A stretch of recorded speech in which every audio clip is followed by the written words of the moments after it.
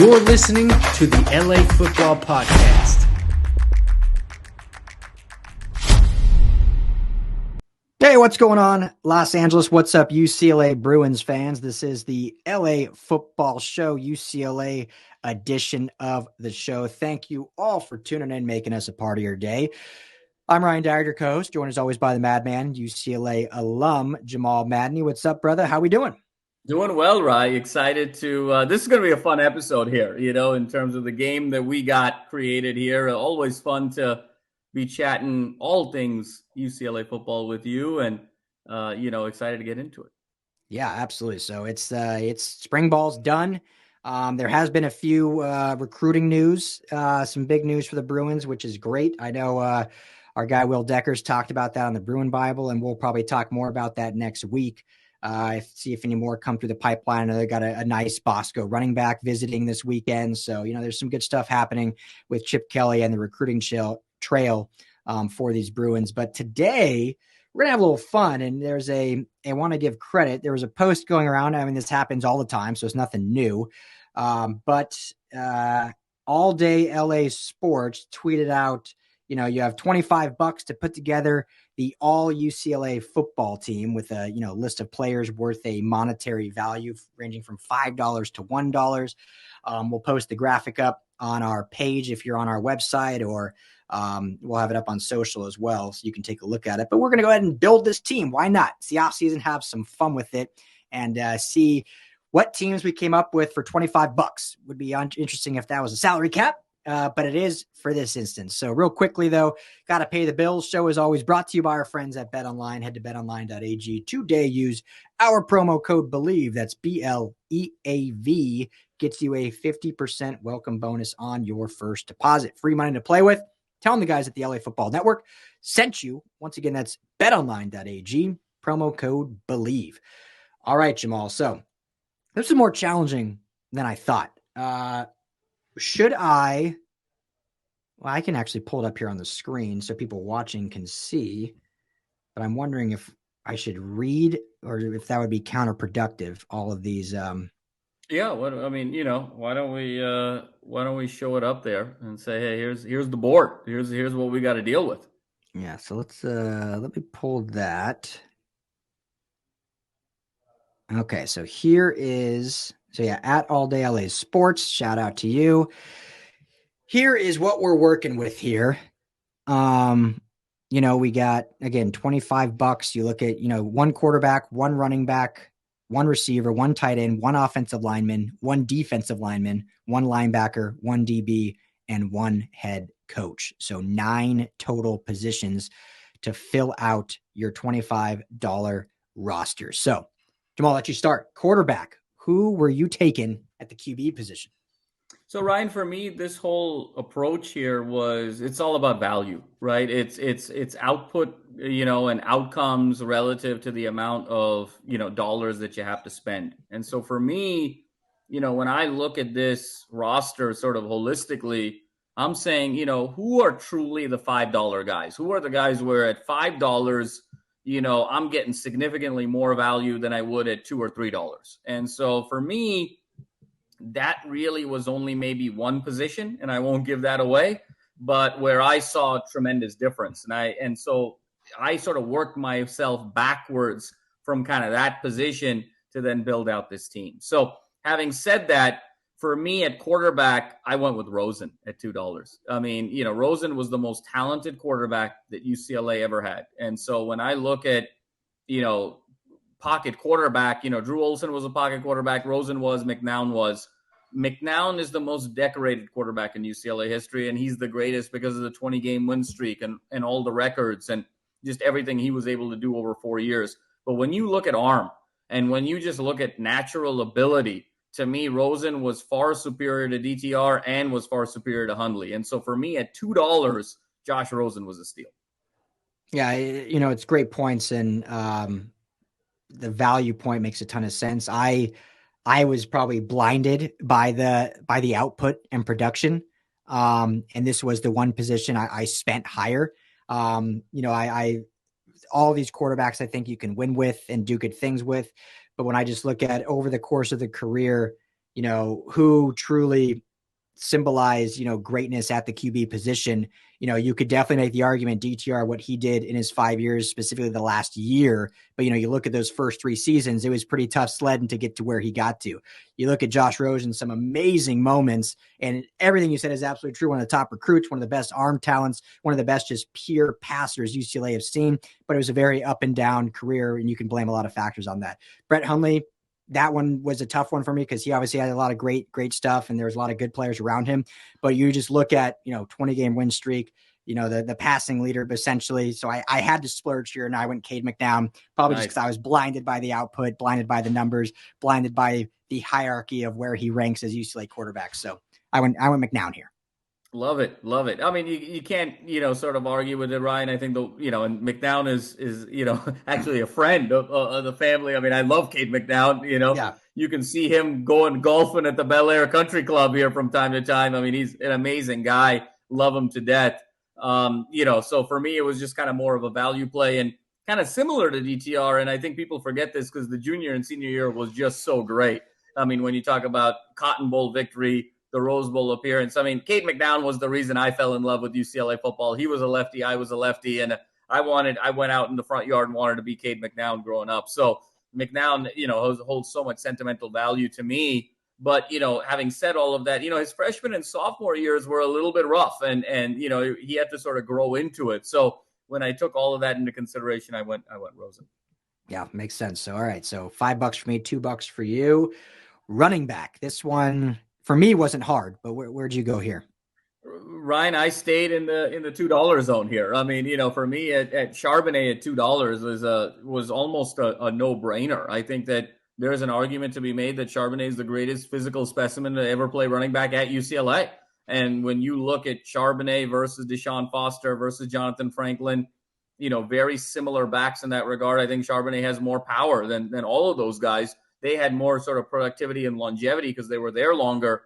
But in terms of, again, we had talked about similar things about usage rate and whatnot, but on a per play basis, Charbonnet is just, beats those guys even in terms of productivity. The one conversation there was, Maurice Jones-Drew's speed versus Zach Charbonnet's power. And the way I sort of thought of it was Charbonnet has obviously not the speed of Maurice Jones-Drew, but he's got that burst as well. And Maurice Jones-Drew has, power, not quite the power of Charbonnet, but underrated power. So they were very comparable, but then it kind of came back to me in terms of value. And Maurice Jones-Drew at $5 versus Zach Charbonnet at $2 to me was kind of a no-brainer there. Yeah, I didn't even think about this one. This one was very easy for me. If the quarterbacks, I saw enough of a drop-off from McNown down the list, so I had to spend that. The running backs, I could argue that there either is no drop-off or there was even better production at the cheaper level. So mine was Zach Charbonnet as well for $2. And maybe that's some recency bias, but I don't think so. I mean, all these backs were great. Even Paul Perkins at $1 had a really good UCLA career, but Zach Charbonnet is just one of the most exciting backs I've seen in a Bruins uniform. And that's no disrespect to Foster, Franklin, Jones-Drew, who all had phenomenal careers and were so exciting to watch.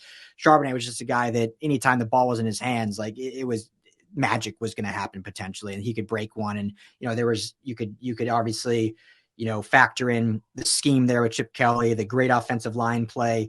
But I think Charbonnet still made it all tick, made it all go, and kind of put UCLA greatness at running back in the fold. They saw some very good production from Joshua Kelly, from Demetric Felton, but there wasn't the dominance that there was with Zach Charbonnet there. So, they were all good, but for the value, $2, you couldn't go wrong with Charbonnet. No doubt. No, for sure, Ryan. And then I think, from a tight end perspective, for me, I promise this is going to be the last time I'm on this roll, but I had to stay in the $2 club here. I mean, with Dulcich. And again, when you sort of break down Duarte versus Dulcich versus Foria versus Wilson, I mean, they're just so comparable there. They're very similar there. And to me, Dulcich actually poses more versatility than all of those guys. And it was more of a usage rate situation with Dulcich over the years, as you and I have talked about, as Will Decker has talked about.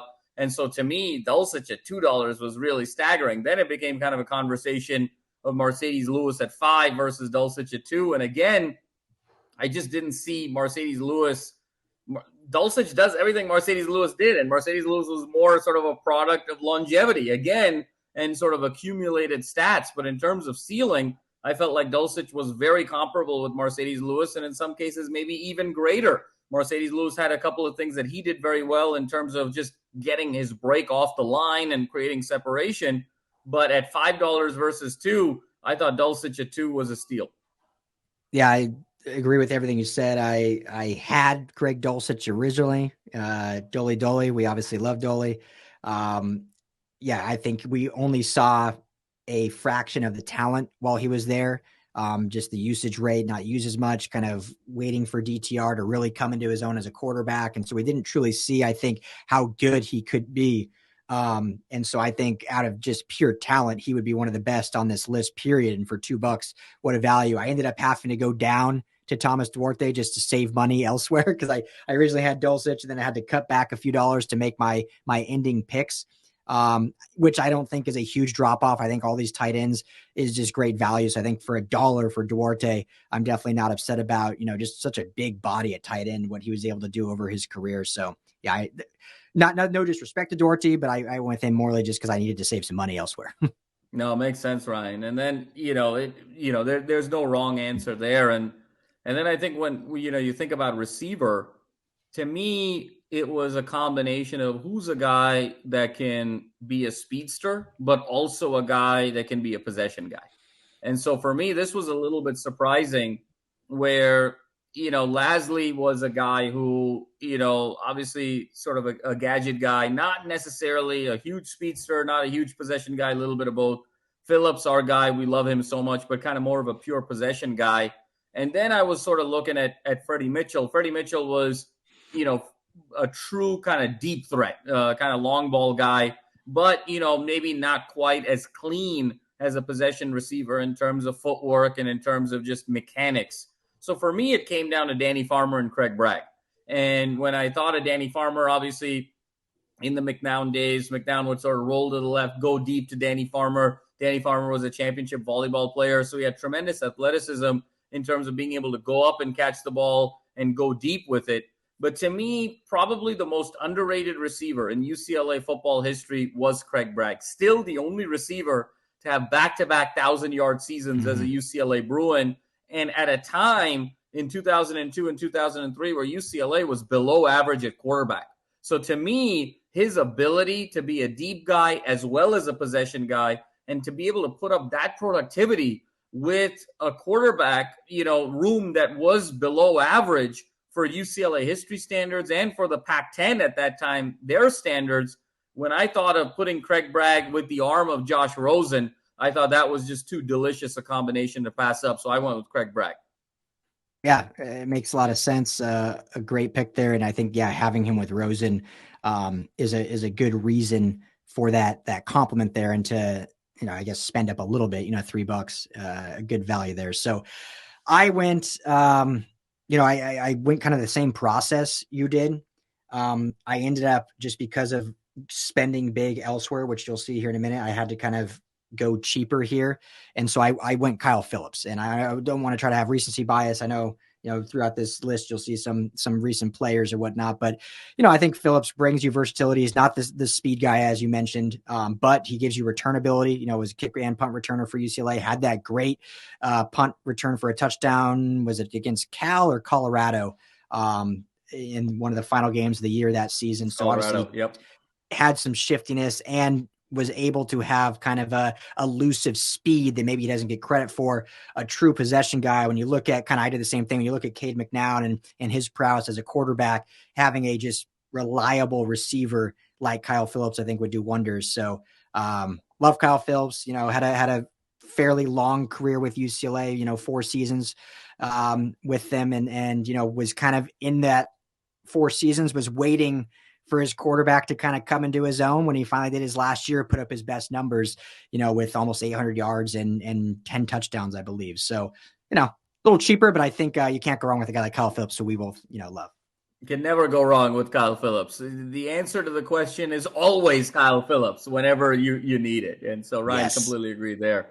Ryan, in terms of O-line, I mean, I love this game and I love, the board here, but this was the one omission to me on the offensive line where there was a great player that was missing. And frankly, it should have been a $5 player at this, and that was Jonathan Ogden. I mean, Jonathan Ogden is, the greatest offensive lineman in the history of UCLA football. And the fact that he's not on this list was puzzling. That was the one sort of miss on this board. So having said that, now if Ogden was on this board, it would have changed my calculus altogether in terms of roster construction here. But with the names on the board, to me, Antonio Mafi at $1 was the steal. I mean, this is a guy that obviously a multi-year starter at UCLA. He's going to be a 10-year starter for the Patriots, in my opinion. A pro guy can do a little bit of everything. And when you look at him at $1 compared to everybody else on this board, at money higher, to me, value pick here, Mafi just blew it away in terms of this curve. And, you can get a 10-year NFL vet for $1. Sign me up. Yeah, I don't know. Yeah, I totally agree on the Ogden. I was shocked. I was like, okay, this doesn't make any sense. But I don't know if, and this is no disrespect to Colton Miller, but I don't know if this money valuation was based on draft stock, Colton Miller being a first-round pick. Yeah. But yeah, I agree. I went Antonio Mafi as well for $1. I'm like, are you kidding me? Like, this is tremendous value. His versatility, what he's done, just the bruiser, like the power he exhibits at the offensive line, the guard position. And I agree. I think he'll be a decade-plus starter for the Patriots in that system. So for $1, I originally had Scott Quessenberry. I love Scott, his versatility as well, being able to play center and guard. But I ended up going with Mafi. Just I think it was better value saving that $1, and you get, if the same, maybe even better, you could argue a different way in terms of production and talent. So Mafi makes the most sense. So repeat your offense before we jump to defense real quick. So Ryan, I got Josh Rosen, Zach Charbonnet, Craig Bragg, Greg Dulcich, Antonio Mafi. Perfect. And I got Cade McNown, Zach Charbonnet, Thomas Duarte, Kyle Phillips, and Antonio Mafi. So let us know whose offense is better. We'll have a poll up on the website. Ryan's or Jamal's. Let us know. All right, sir, on to defense. So Ryan, defense is where I felt the top end talent, there was significant difference. And I was saving my money for the defense because that's where the difference between $4 and $5 players and $1 and $2 players was significant. Yep. And so to me, defensive line, this was my $5 guy. Anthony Barr, to me, significantly greater than anyone else on this list. Obviously, the pass rushing prowess, his ability to rush the quarterback, but just the versatility. You could kind of essentially put Anthony Barr anywhere on that front seven, and he's going to make a huge impact.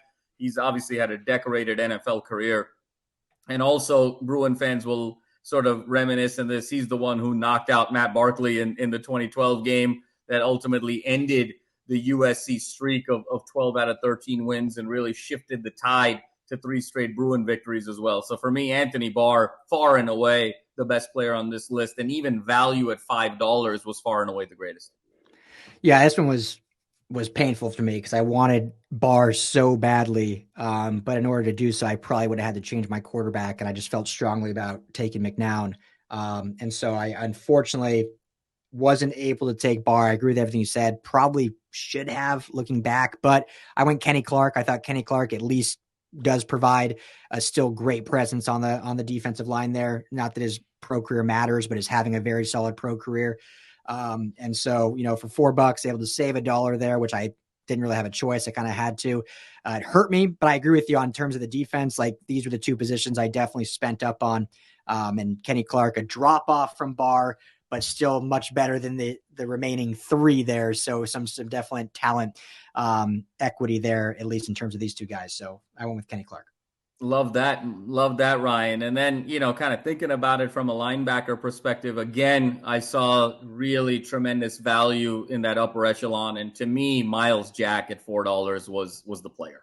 And when you think about who Miles Jack was at UCLA, arguably the most versatile player in UCLA history. I mean, he was kind of UCLA's Dion in a sense when you look at where he was, the linebacker.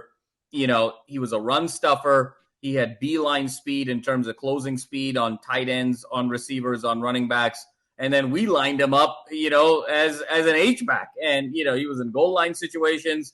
Can you imagine that sort of short yardage package with Miles Jack and Zach Charbonnet? I mean, good luck to anyone, trying to stop UCLA on 3 yards or less and on any down of the field. So for me, the versatility was just through the roof, and combining Anthony Barr with Miles Jack was just too delicious.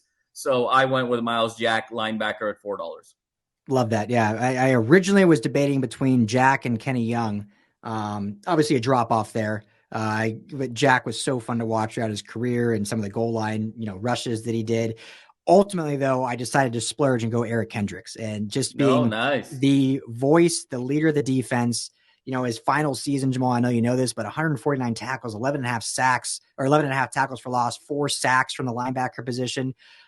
Just the sideline to sideline speed, the coverage ability, the smarts, the quickness, all that you can say. And so it was basically a decision. Do I go Barr and then go Jack or Young, or do I go Kendricks and then go Clark or Davis? And I ultimately decided to go Kendrick with a little drop off on the D line. I don't think you go wrong either way, but yeah, can't go wrong either way, Ryan. That's sort of the perfect thinking there. You're either going to go $5 at D line and then 4 at linebacker, or vice versa. But this is, to me, on this board, really where the significant gap existed between the $4 and $5 players and lower.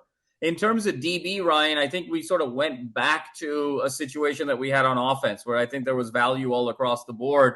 And for me, the greatest player, the greatest defensive back for my money, and in terms of just my perception of UCLA football, regardless of dollar amount, was Ricky Manning Jr. And so Ricky Manning Jr. at $3 to me was sort of a no-brainer. I think he was the best pure cover corner that UCLA ever had. And then when you add that element of being able to kick, being able to be kind of the special teamer and be the punt returner, be the kickoff specialist, and then also sort of line him up at wide receiver that UCLA did from time to time, and having him with Craig Bragg, I thought that entire combination there was just too great to pass up. And I actually would have had Ricky Manning, truthfully, as the $5 defensive back. So to be able to get him at $3 was another steal. Yeah, it's great. I agree. It was kind of a closer than the last two positions in terms of what value you could get. And I originally really wanted Alteron Werner. Great career, obviously. He went to my roommate at Long Beach State. They went to the same high school, Mayfair High School in Lakewood. So there's some familiarity there. Ultimately couldn't afford it. So I ended up going with Darnay Holmes, who I thought, had a very solid career with the Bruins, 8 interceptions over his entirety as a UCLA Bruin, and went through some tough changes with the program, and was kind of a stalwart on that defensive back end. So, and is having a nice, NFL career so far, in terms of what he's been able to do in production and get himself on the field. So, agree with you. Ricky Manning, I think, was great. Love Alteron Werner. Raheem Moore, obviously a phenomenal career with the Bruins, but, came down to value for me, and I needed to spend less. And so Darnay Holmes was the pick. No, love that one, Ryan. And, everyone forgets Darnay Holmes was a 5-star recruit. And so very physical corner. The only knock for me with Holmes was he got burnt a lot deep because he was just so aggressive. So it was sort of hit or miss with him in that regard. So there was a little bit of downside protection there that kind of came to mind.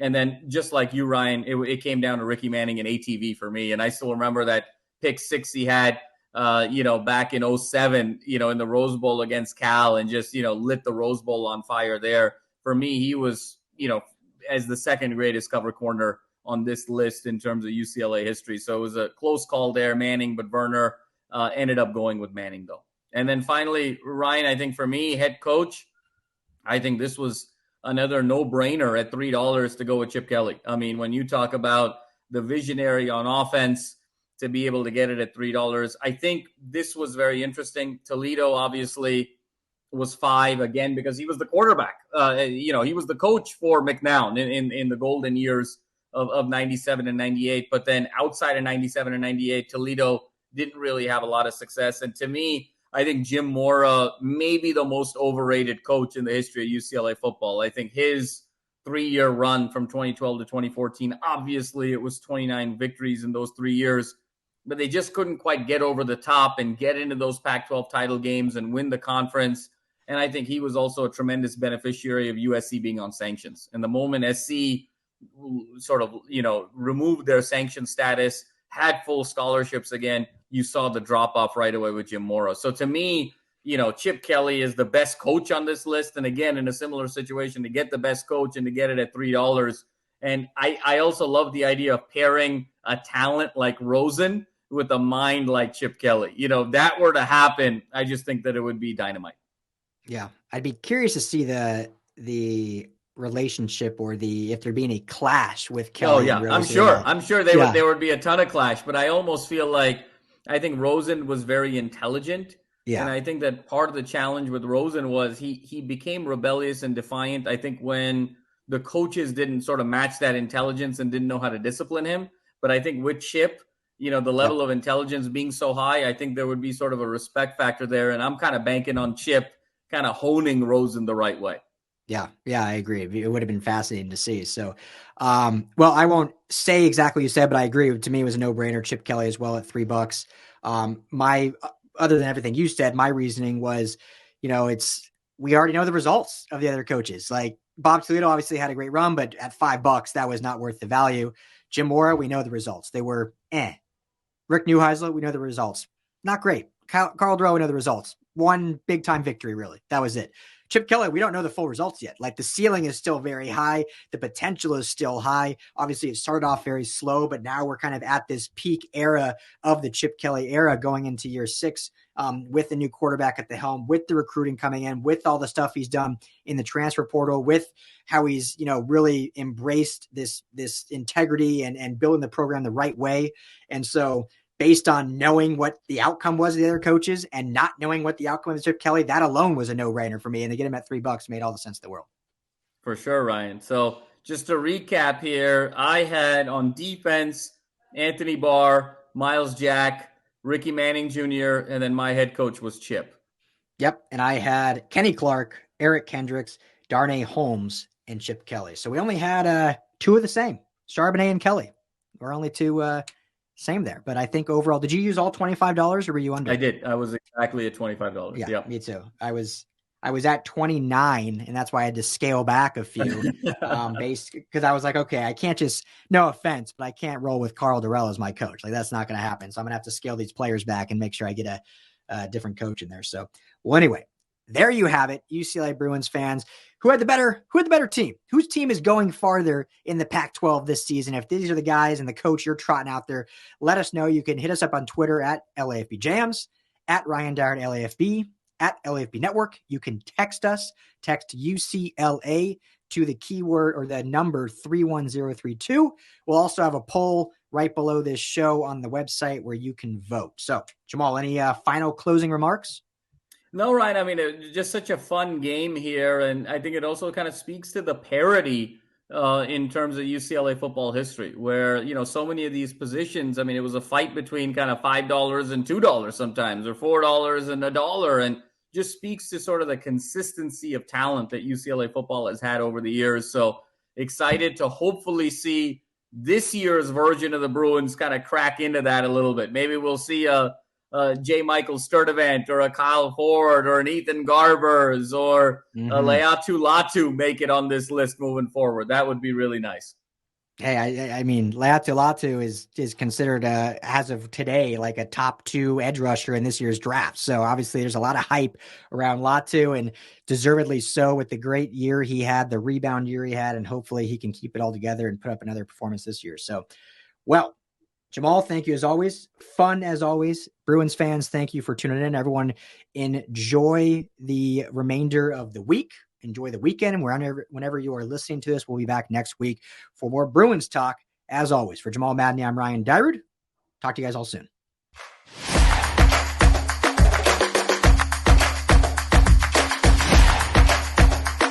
You're listening to the LA Football Podcast.